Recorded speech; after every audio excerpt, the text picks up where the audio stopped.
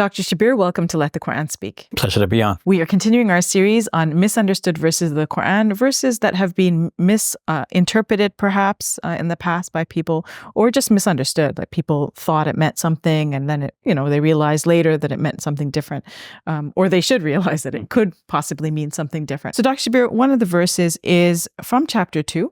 Verse 29, and it goes like this. It is he who created everything on earth for you. Then he turned towards the sky and formed them into 7 heavens. He's fully aware of everything.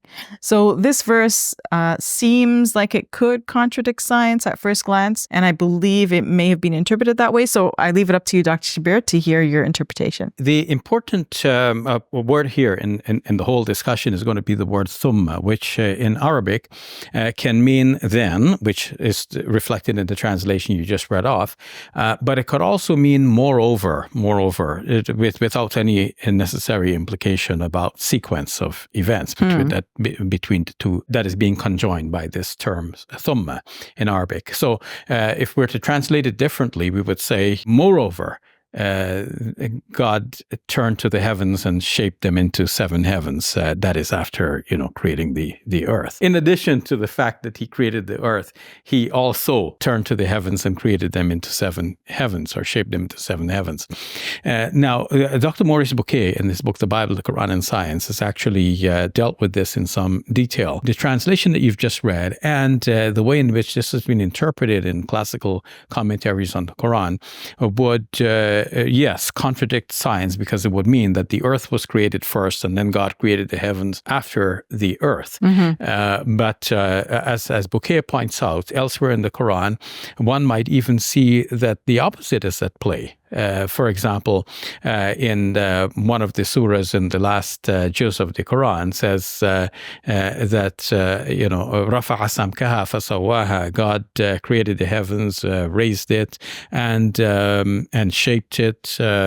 وَالْأَرْضَ بَعْدَ ذَلِكَ دَحَاهَا. And after that, now this is a definite indication of time. After that, God shaped the earth into like he made it into an egg shape type of shape. So that would indicate a sequence as if the earth is afterwards, but it doesn't mean necessarily created afterwards, because it could be that it was created along with the heavens at the same time, but then God shaped it afterwards. So we might think about the evolution of the planet Earth over time. Elsewhere in the 41st chapter of the Quran, Surah Fussilat, we read that God ثُمَّ اسْتَوَى إِلَى السَّمَاءِ. Then God turned towards the heavens. وَهِيَ دُخَانٌ فَقَالَ لَهَا وَلِلْأَرْضِ ائْتِيَا طَوْعًا أَوْ كَرْهًا. At a time when the heavens were smoke, and God said to, or a gaseous mass, and God said to this gaseous mass, come forward, either willingly or unwillingly. And so God said to the heavens and to the earth, like addressing this gaseous mass, God is calling out the heavens and the earth, come forward, either willingly or unwillingly. And they said, we come willingly. So that's the heavens and the earth emerging out of that gaseous mass. So this gives the impression, according to Dr. Bucaille, of a simultaneous creation of the heavens and the earth. And of course, this is what we understand from modern science today, that in the one Big Bang, we have the unfolding of the galaxies, and within our galaxy, the stars and planets, including our planet Earth. So it's a simultaneous creation, not a creation of the heavens first, or the earth first, and then the heavens later on, as might have been reflected in that translation which you read off, and which is again found in the classical commentaries. So here is an instance in which we find modern science shedding light on the interpretation of the Quran and helping us to understand what previously might have been obscure. Now, it served its purposes at one time, even though the classical misunderstanding would have served its purposes at one time,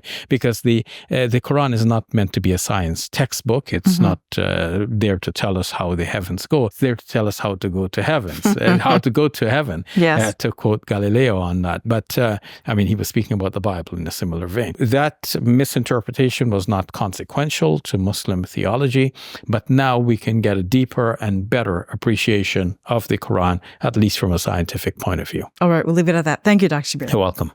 Assalamu alaikum. Welcome to Muslim Media Hub, the new home of Let the Quran Speak. Here we spread positivity and good. We help people experience the beauty of Islam and help them appreciate and understand Muslims. This beautiful building we purchased at cost $2.3 million. Yeah, we've already raised a third of that money, and with your help, inshallah, we can pay off the rest. So we're looking for people who can give $1,000 each. If you can be part of the select group, that's amazing. Otherwise, just please give whatever you can. Every dollar counts. It's our collective responsibility to share the message of Islam with our fellow human beings. Please help us continue this good work. It's a sadaqah jariyah, something that will continue to be a benefit to the Muslim community long after Safiya and I are gone. Please support our work at muslimmediahub.com. Your support is zakat eligible and tax deductible. May Allah bless you and your loved ones today and always. Assalamu alaikum. Assalamu alaikum.